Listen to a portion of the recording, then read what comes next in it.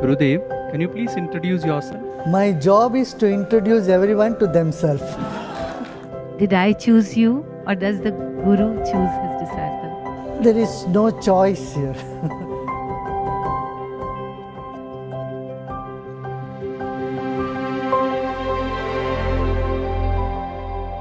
Gurudev, can you please introduce yourself? My job is to introduce everyone to themselves. So we get to know everybody else, we don't get to know ourselves. And so that's my job, is to introduce everyone to themselves. What do you think? Good? Gurudev, what is the goal of the spiritual path? Goal of spiritual path is two, Shreyas and Preyas. Shreyas means comfort in the world here, and Preyas is the ethereal, eternal comfort, or the higher goal of life, higher elevation in life. Unless you have all that you need here, your basic needs are not taken care, you cannot aspire for something higher. So the spiritual path is that which makes you realize that there are higher goals than the basic needs of life, and take you towards that, which gives you ultimate or total freedom. Gurudev, what is the role of Guru on the spiritual path, and what is the role of the disciple? You have already said it. You ask a question and Gurudev is there to answer. You have bondage, Gurudev is there to relieve you from bondage. And so, role of a Guru is as clear as the role of a mother. If you ask someone, what is the role of the mother? It is so obvious. Mother is there to nurture, nourish, and make someone grow in the material world. Guru is there to make you grow in wisdom. Gurudev, did I choose you, or does the Guru choose his disciple? There is no choice here. We get into the choiceless awareness. As far as the wisdom is concerned, the time comes, it is simply a choiceless thing. Everything falls in place. Now, whether a Guru chooses the disciple or disciple chooses Guru is immaterial. Sometimes this, sometimes that. It appears like that.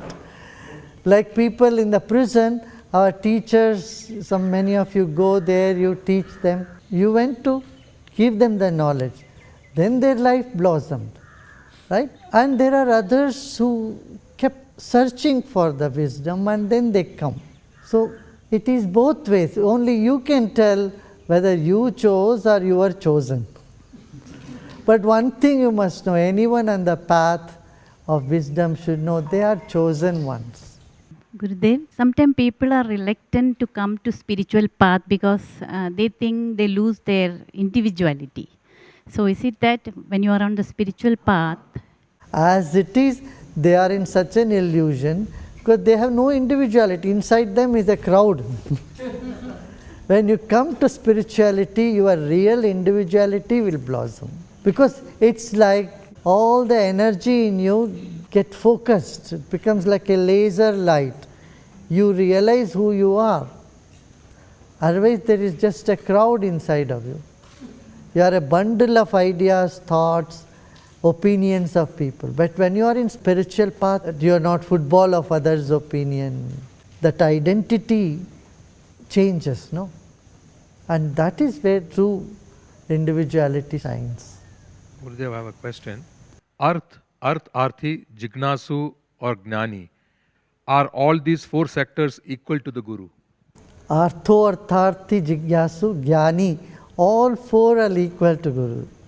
For Guru, it doesn't matter whether one is coming to relieve oneself of the pain or suffering, or one is coming to seek some wisdom, or if one is already a wise person.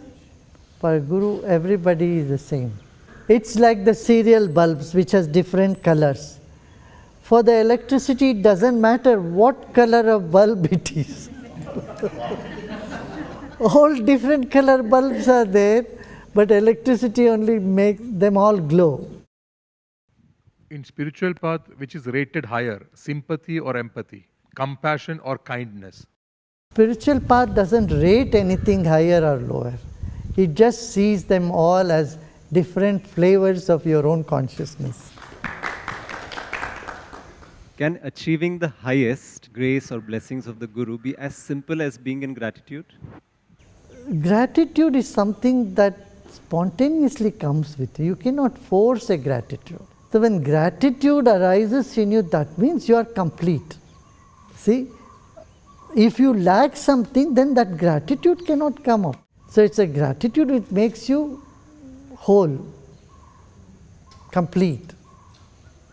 How can we cultivate the frequency and the duration of that Guru Shakti within us? See, your run to improve yourself is your problem. Say, I want to improve myself. Why do you have to improve yourself? Why don't you accept yourself as you are? So once you accept it, you will see you get access to many talents that are already hidden inside us. Because we are running, we are trying to compete. When we see others, when we want to be better than them, we want to be the, this idealizing in the mind puts you on a back foot. The moment you drop all your idealisms, this is little higher knowledge. So the moment you say, I just accept me or the situation as it is, coming to the very basic point, something happens inside of you. Then you are in this state of total contentment. And talents which are hidden in you, they start manifesting. And even if they don't manifest, you don't care.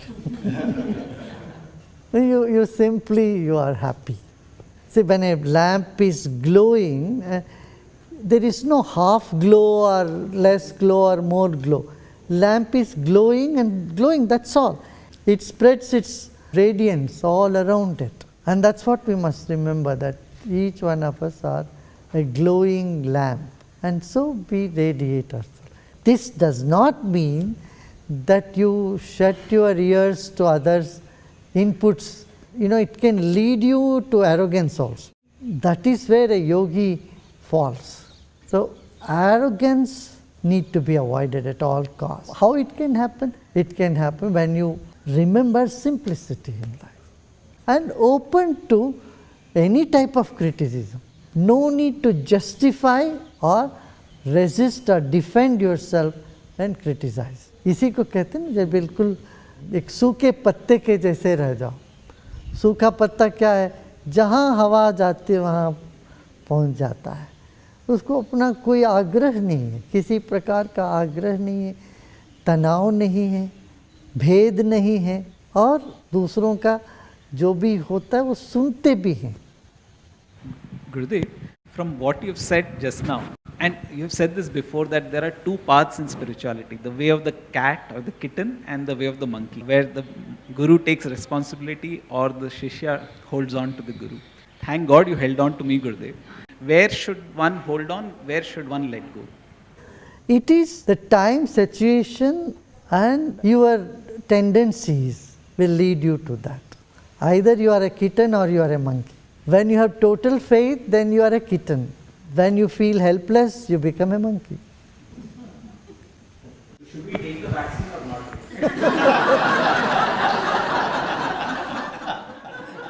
This question become irrelevant if you have already taken vaccination.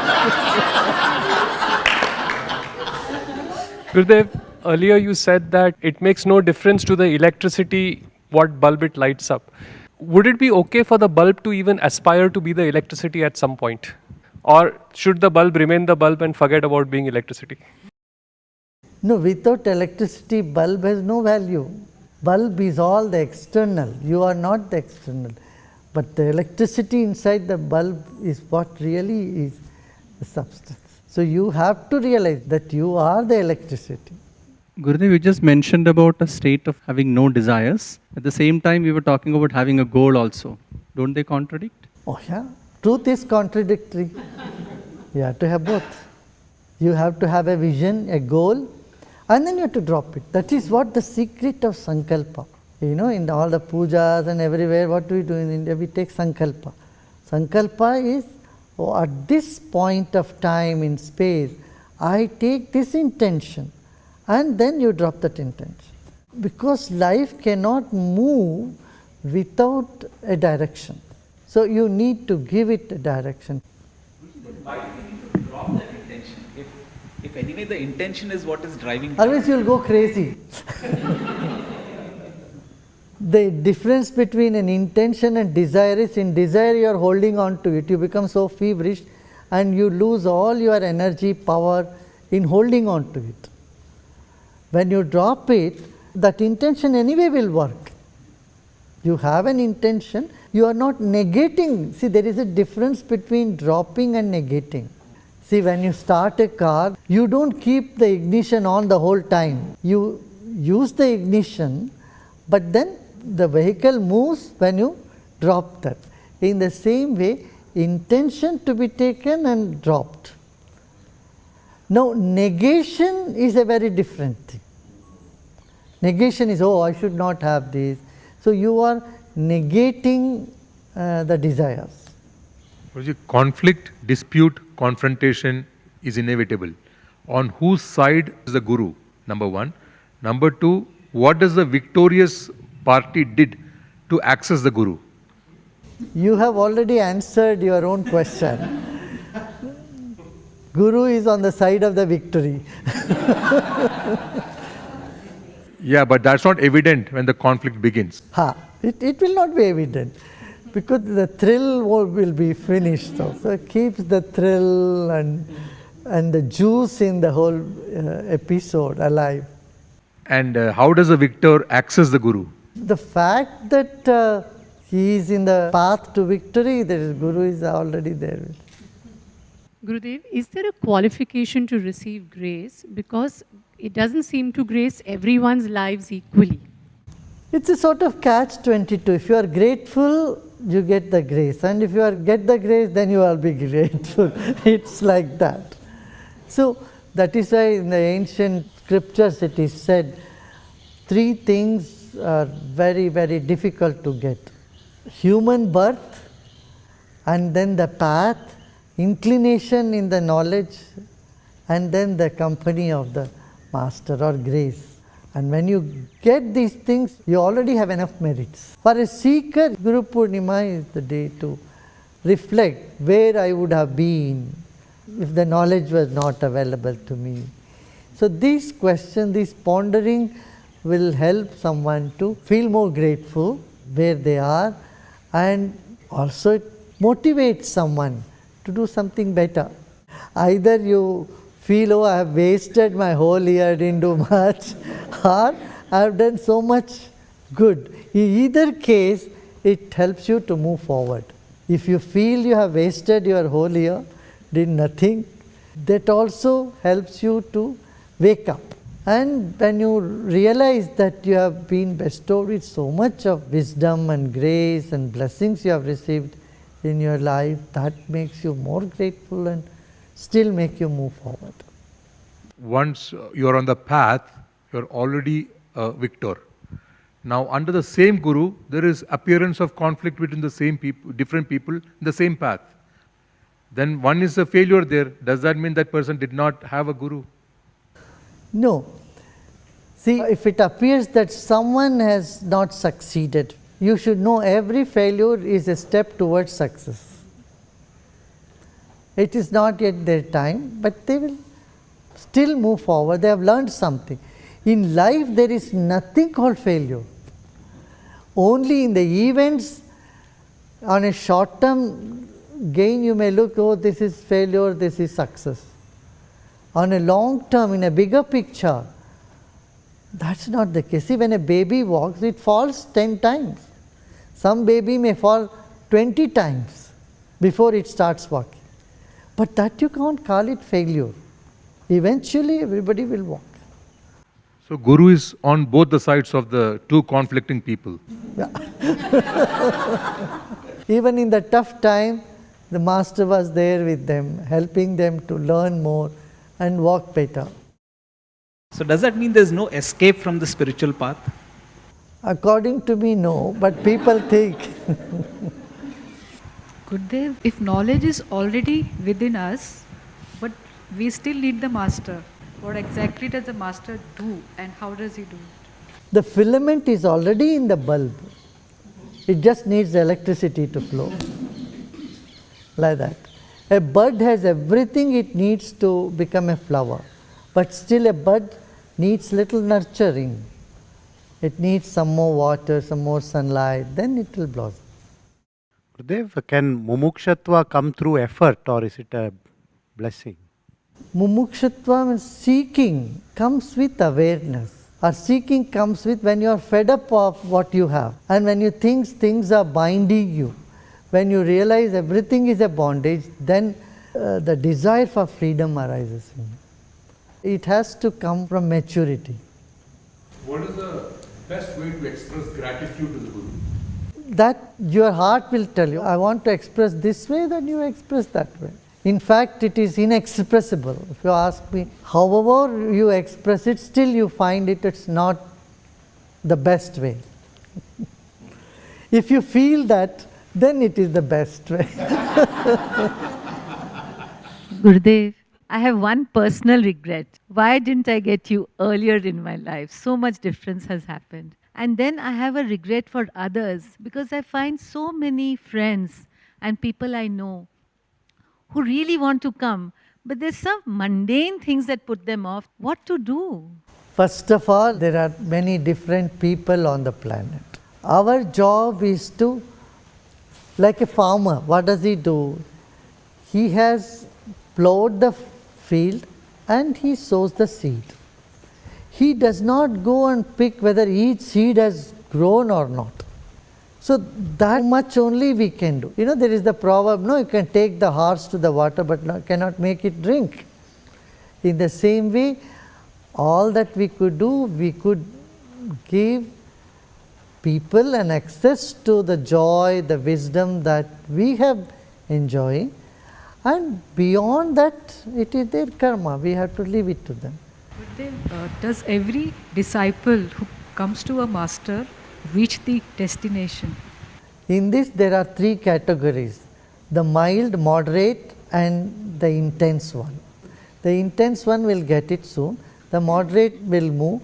The mild one, we may take couple of more lifetimes. But anyway, everybody will be on the path. Maybe may not be couple of more, maybe in the very next itself.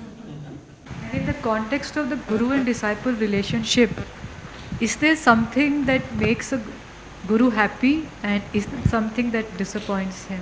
No. The guru doesn't get, he never takes appointment nor disappoints.